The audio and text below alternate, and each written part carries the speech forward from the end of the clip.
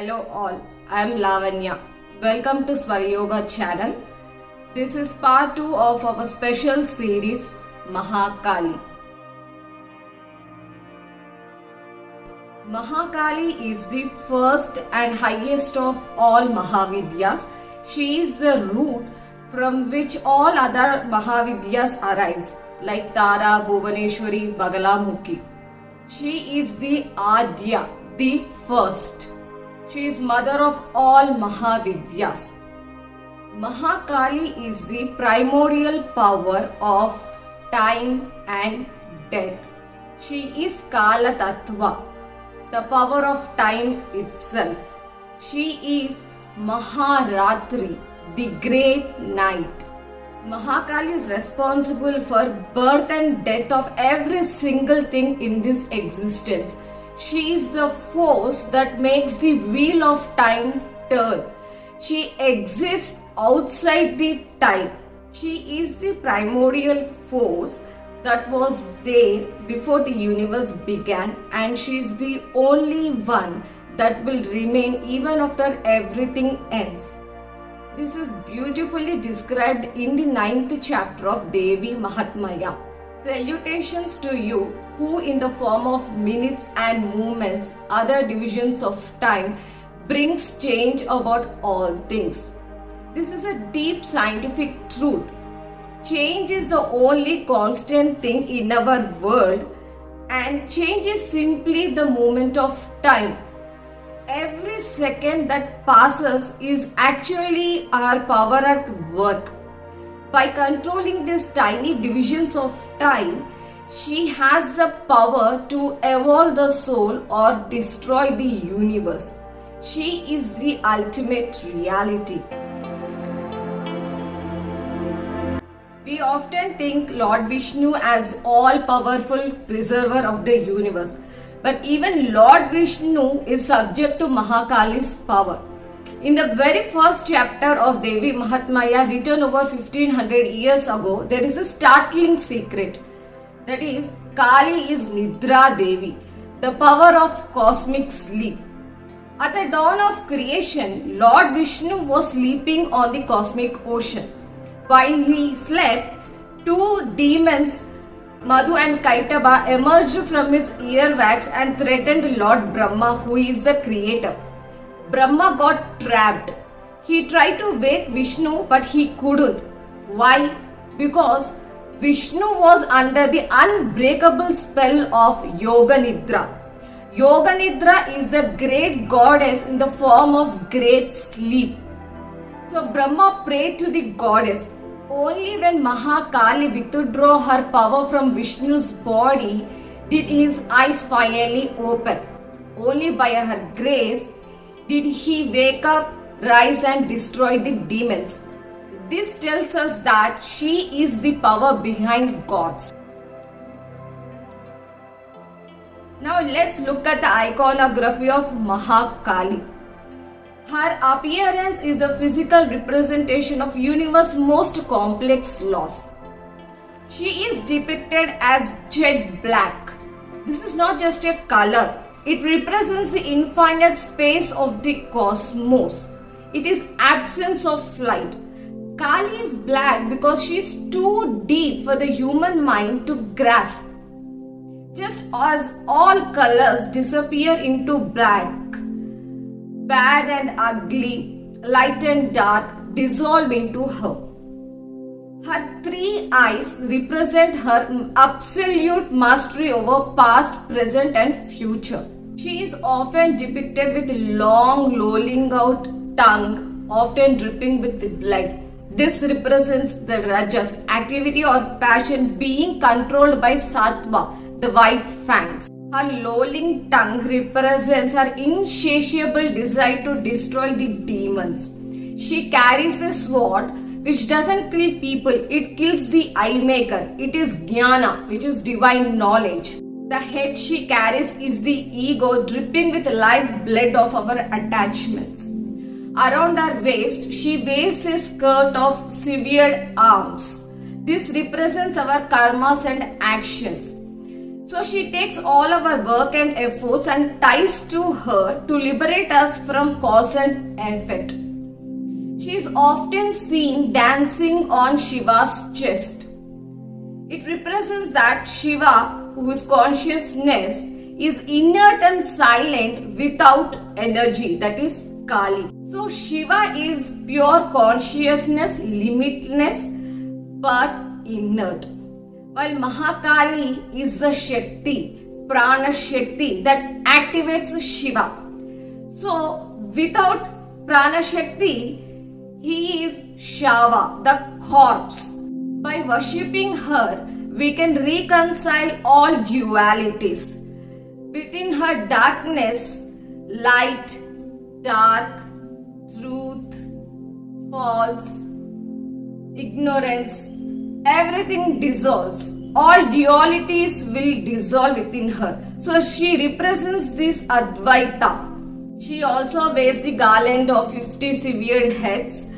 This represents the 50 letters of the Sanskrit alphabet, Varnamala. So Vak that creates all the matter. The story of Rakta Bija is a perfect metaphor to understand Mahakali's power to destroy karmas. Rakta means blood, Bija means seed. So Rakta Bija means blood seed. He had a unique power. For every drop of his blood that touched the earth, a new Rakta Bija in equal strength arose. This represents that our desires multiply endlessly and our karmas gets repeated. When gods couldn't win in the battle, goddess Durga knitted her eyebrows in fury.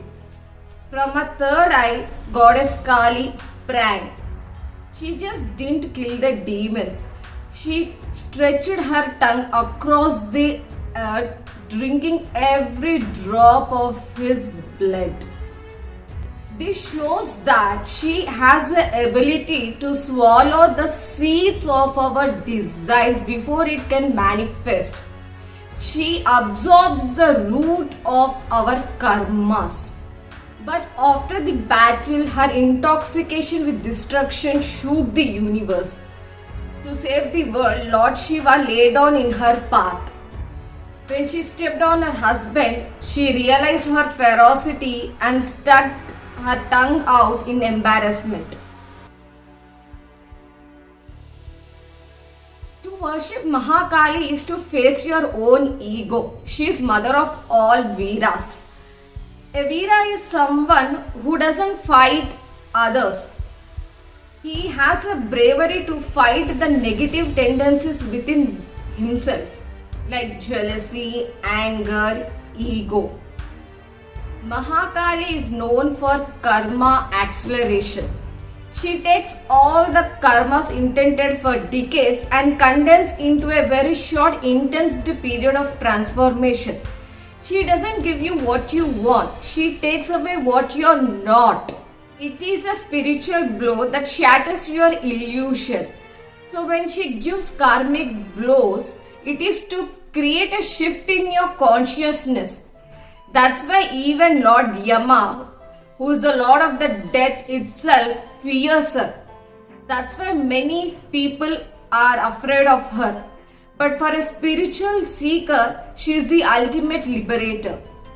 You cannot survive this through human effort. You can only survive this through Anugraha, which is divine grace.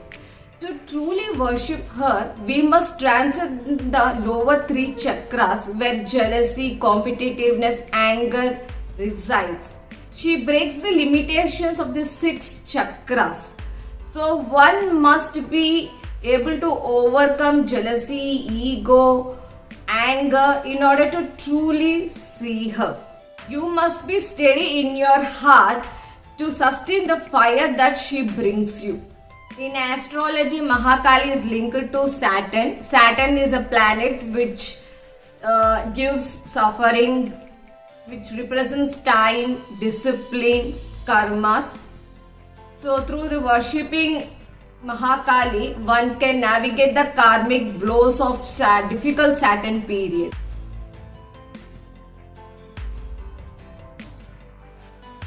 Depending on your level of practice and your heart's intent, that is bhava, Kali manifests in different forms.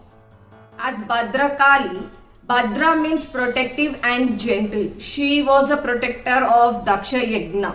When the sacrifice was insulted, she and Veerabhadra descended to destroy the corrupted ritual.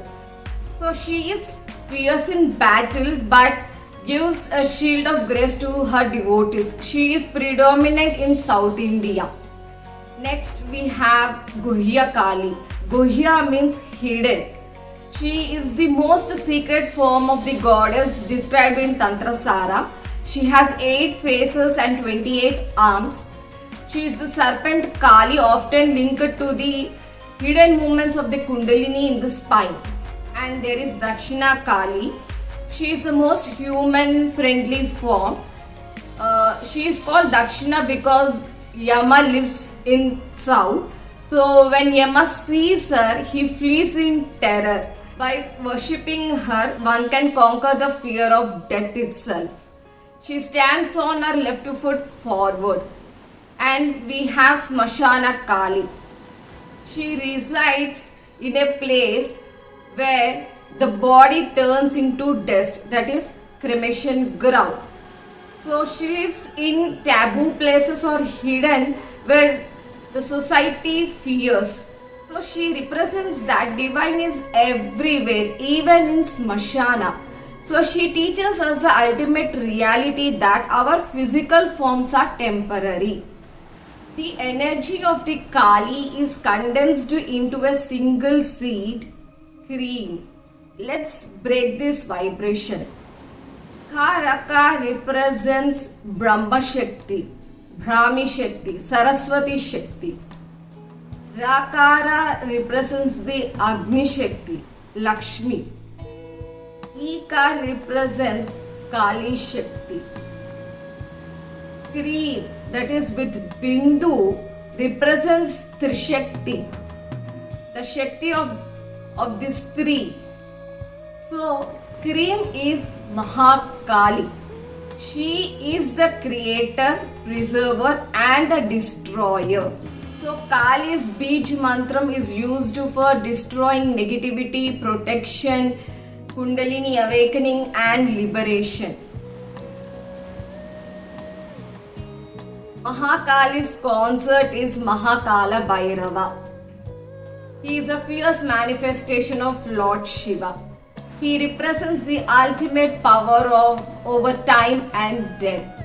Ujjain is the main abode of Mahakala Bhairava. While Kali represents the energy of time, Bhairava represents the consciousness of time.